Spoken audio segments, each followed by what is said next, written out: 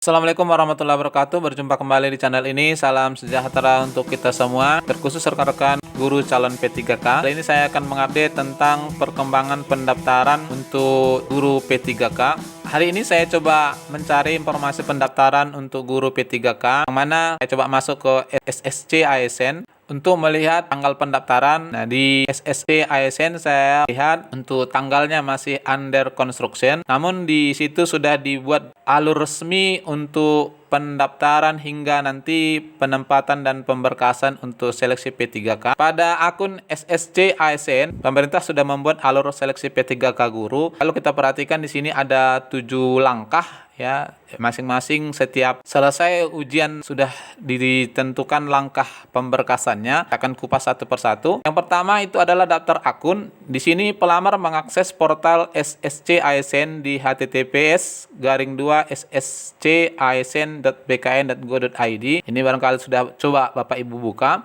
Kemudian kita akan buat akun SSC ASN. Jadi kita mendaftar untuk buat akun. Setelah kita buat akun, maka kita login ke akun SSC ASN yang telah dibuat. Lalu kita lengkapi biodata dan unggah swafoto. Nah, ini swafoto ini seperti CPNS 2019. Ibu sekalian harus pegang KTP. Lalu daftar formasi. Yang pertama pilih jenis seleksi. Di sini apakah untuk P3K guru, non guru atau CPNS. Kemudian pilih formasi jika kolom formasi kosong. Nah, ini ada pernyataan pilih formasi jika kolom formasi kosong. Namun jika formasi langsung muncul berarti kita tidak memilih lagi. Lalu lengkapi data Dapodik dan atau THK2 serta data pendidikan. Jika data pendidikan kosong, maka lengkapi form pada link yang tersedia. Jadi dalam hal ini BKN sudah mensinkronkan ke Info GTK. Namun bila tidak terbaca, kita harus isi secara manual gitu ya. Lalu yang ketiga, unggah dokumen. Nah, dokumen-dokumen apa yang harus diunggah sebelumnya juga sudah pernah saya sampaikan syarat-syaratnya. Dimulai dari scanning ijazah, kemudian transkrip nilai, sertifikat pendidik dan sebagainya. Lalu cek resume dan akhiri pendaftaran. Yang terakhir adalah cetak kartu informasi akun dan kartu pendaftaran akun. Inilah proses saat Bapak Ibu sekalian nanti mendaftar.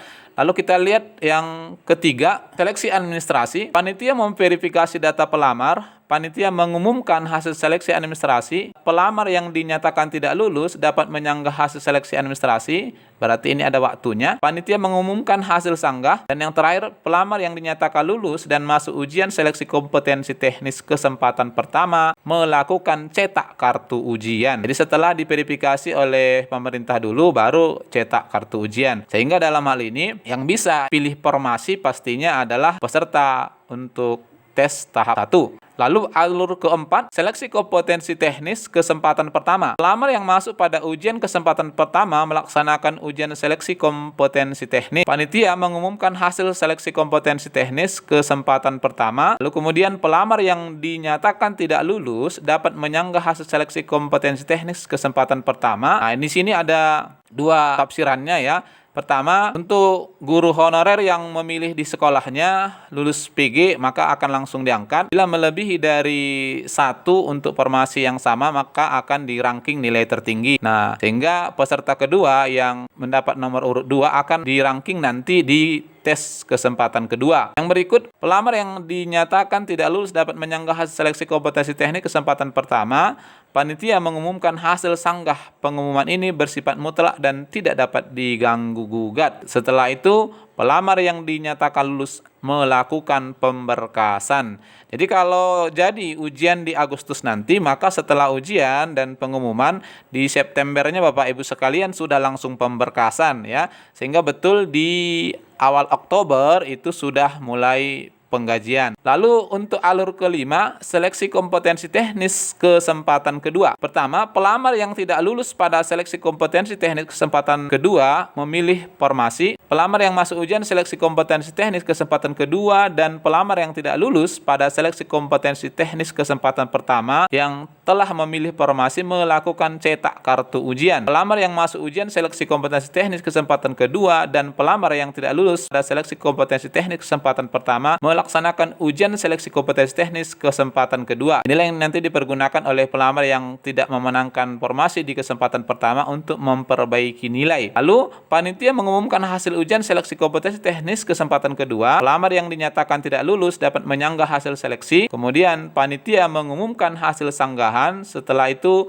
pelamar yang dinyatakan lulus langsung melakukan pemberkasan di bulan Oktobernya, hingga kemungkinan di bulan Desember itu sudah akan mulai menerima gaji. Lalu alur yang keenam, seleksi kompetensi teknis kesempatan ketiga. Pelamar yang tidak lulus pada seleksi kompetensi teknis kesempatan kedua memilih formasi. Pelamar yang tidak lulus pada seleksi kompetensi teknis kesempatan kedua melaksanakan ujian. Kemudian panitia mengumumkan pelamar yang dinyatakan tidak lulus dapat menyanggah hasilnya. Kemudian panitia mengumumkan hasil sanggahan. Setelah itu pelamar yang dinyatakan lulus melakukan pemberkasan. Inilah hasil ujian tes ketiganya. Sehingga pemberkasan akan dilaksanakan di Desember hingga Januari. Dan alur yang terakhir, optimalisasi formasi. Jika kebutuhan formasi belum terpenuhi, panitia merangking nilai pelamar yang tidak lulus seleksi kompetensi teknis. Nah, di sini tafsirannya yang tidak lulus adalah yang memenuhi PG namun tidak mendapatkan formasi, ya, karena acuan kita adalah Undang-Undang ASN.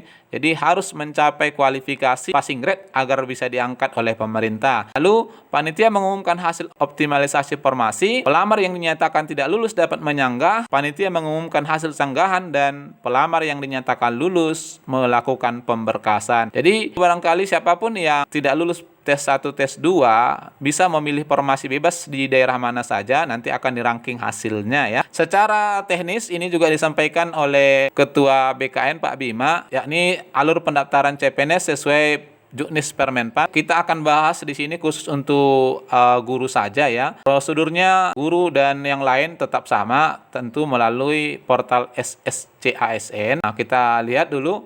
Pertama mendaftar, kemudian setelah itu unggah dokumen elektronik, berarti harus di scanning gitu ya. Dan di sini sebutkan masing-masing pelamar hanya bisa memilih salah satu, apakah itu CPNS, P3K guru atau P3K non guru. Ini tentu saja kalau untuk guru yang ada adalah P3K. Kemudian peserta yang mendaftar CPNS selanjutnya tidak bisa memilih lebih dari satu instansi dan jabatan. Nah, berarti dari tafsiran ini peserta yang mendaftar CPNS selanjutnya tidak bisa memilih lebih dari satu instansi dan jabatan. Begitu juga yang mendaftar P3K guru dan non guru. Oke. Lalu alurnya pertama, pendaftaran dilakukan secara daring melalui SSCN, sama seperti tadi ya. Pembuatan akun hanya bisa dilakukan sebanyak 1 kali di awal pembukaan seleksi. Lalu yang ketiga, pelamar memilih melamar pada satu jenis jalur kebutuhan, apakah itu PNS atau P3K. Lalu yang keempat, pelamar PNS atau P3K hanya bisa melamar pada satu instansi dan satu kebutuhan jabatan. Nih, yang kelima, pelamar yang telah memiliki akun bisa melakukan pemilihan kebutuhan P3K guru pada SSCASN. Pak Bima mengingatkan para pelamar jangan coba-coba melanggar ketentuan tersebut. Jika pelamar diketahui melamar CPNS dan P3K atau melamar lebih dari satu instansi dan lebih satu jabatan, maka yang bersangkutan akan didiskualifikasi. Nah, ini maksudnya apa Bapak Ibu sekalian? Guru-guru yang sudah terdaftar di Dapodik masih ada yang usianya di bawah 35 tahun. Nah, tentu dalam hal ini masih dimungkinkan untuk melamar jabatan CPNS. Karena jabatan CPNS tergantung formasi, dimungkinkan beberapa jurusan dari guru ikut melamar. Itu maksudnya. Sehingga hanya bisa memilih satu formasi. Diingatkan kembali oleh Pak Bima, jangan menggunakan 2 nomor identitas kependudukan yang berbeda karena yang bersangkutan akan dinyatakan gugur. Ya, itu konsekuensinya Bapak Ibu sekalian. Jadi tidak boleh kita menggunakan 2 identitas yang berbeda. Nah, barangkali ini Bapak Ibu sekalian alur pendaftaran yang sudah dikeluarkan oleh pemerintah. Tinggal sekarang kita menunggu saja ya tanggal pendaftarannya, karena sampai sekarang belum dibuka. Mudah-mudahan nanti setelah penerimaan LHEBS ini baru dibuka ya, sehingga tentunya Bapak Ibu guru lebih fokus untuk mempersiapkannya. Barangkali demikian, semoga bermanfaat. Wassalamualaikum warahmatullahi wabarakatuh.